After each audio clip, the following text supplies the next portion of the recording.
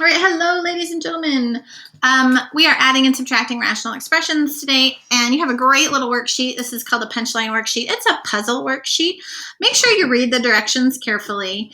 Again, you don't have to print the worksheet out, but I will say it would probably be helpful. Read the directions carefully because it's a little puzzle, and you want to read those directions carefully to make sure that you can figure out the answer to the riddle.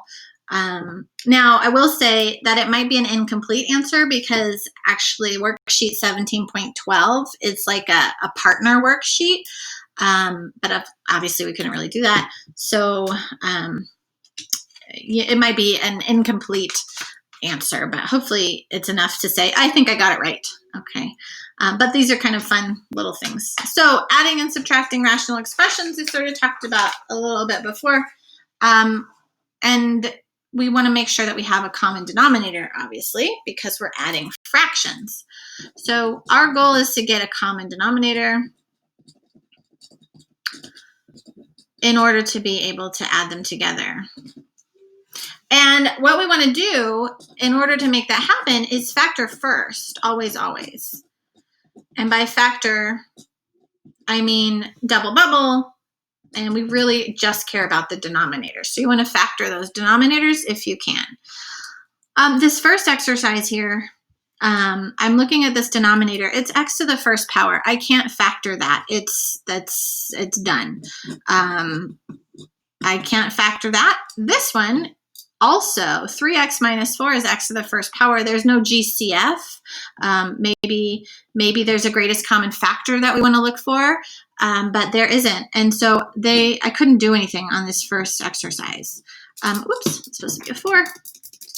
Okay, so in this case, I couldn't factor these denominators. And so just like on the previous set of notes, I said, hey, sometimes they aren't common factors, so you can just sort of multiply by the other denominator.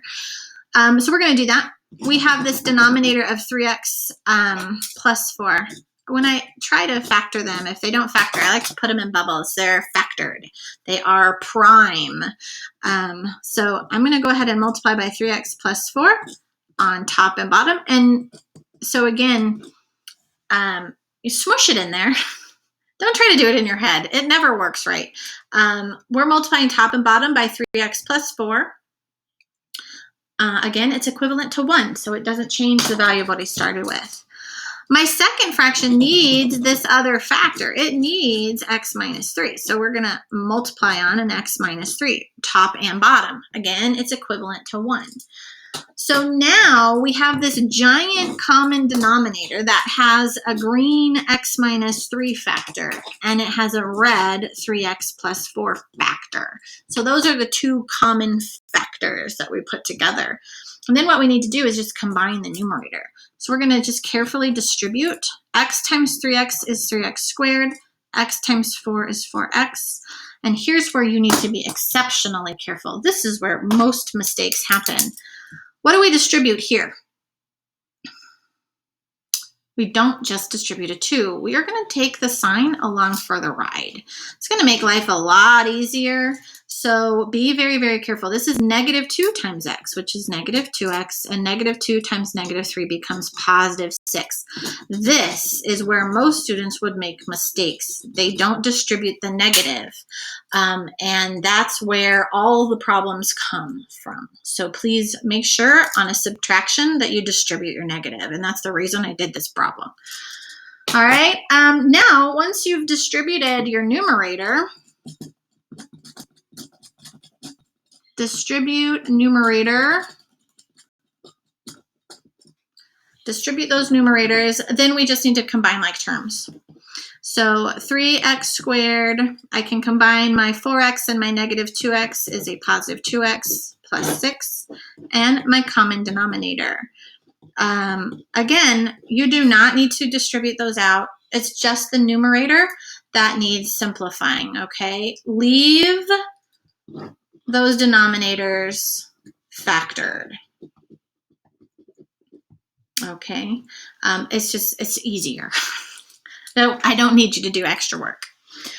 Okay, letter B here, factor first. Factor, factor, factor. So let's look. On this first one, I'm looking at my denominator of x minus 1. It's x to the first power. I can't factor that. It is prime, x minus 1. Here, my second fraction, again, I'm looking at this denominator. Again, it's x to the first. It is prime. So I can do nothing with it. Are they the same? They're very, very different. Okay. And then the very last fraction here, that one, that denominator can be factored. That one is difference of squares. So I'm going to go ahead and write it as x plus 1 and x minus 1. Okay, so I could factor this last one, couldn't do the others. The reason you want to factor is because now we can see that they have something in common already. So I can see that I have an x minus 1 on my very last fraction, and here is another x minus 1 on this first fraction. So they already have those in common, and I can see that my middle fraction is missing that. So I want to put on my x minus 1. I'm going to multiply by x minus 1 on top and bottom. That way, now they all have this red common factor, because we're trying to get a common denominator. Now I see my green x plus 1.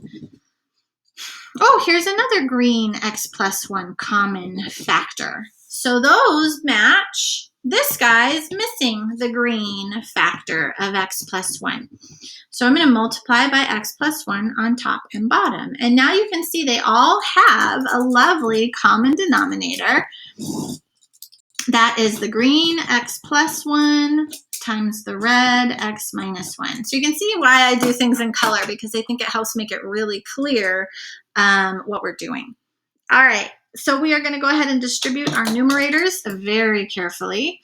3 times x is 3x. 3 times 1 is 3.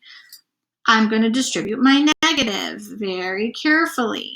Negative 2 times x is negative 2x. Negative 2 times negative 1 is positive 1. That's the sign that people would mess up on. So be very, very careful.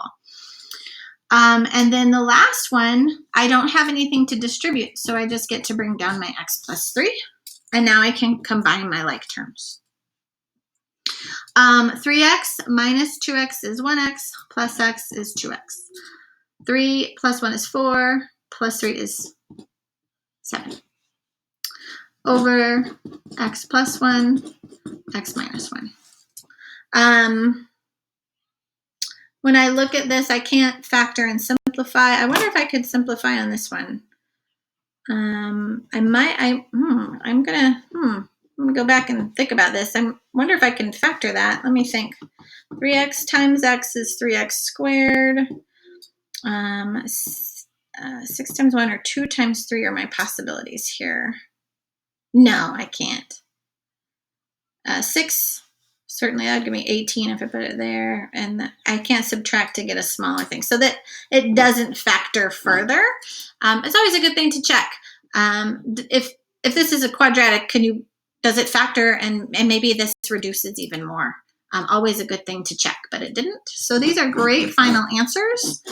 And if I had asked you about domain, and it's just good to remember, denominator domain. Each of these bubbles, the reason we like things in bubble form is because it's easy to see what x is not allowed to be. X can't be 1 or negative 1. Here for domain, x is not allowed to be positive 3, move the 4, divide by 3, or negative 4/3. Okay. Denominator domain, good thing to remember. All right, folks, have fun with this worksheet. It's a good one. Really like these. Enjoy. Have a great day. If you have questions, see me in office hours.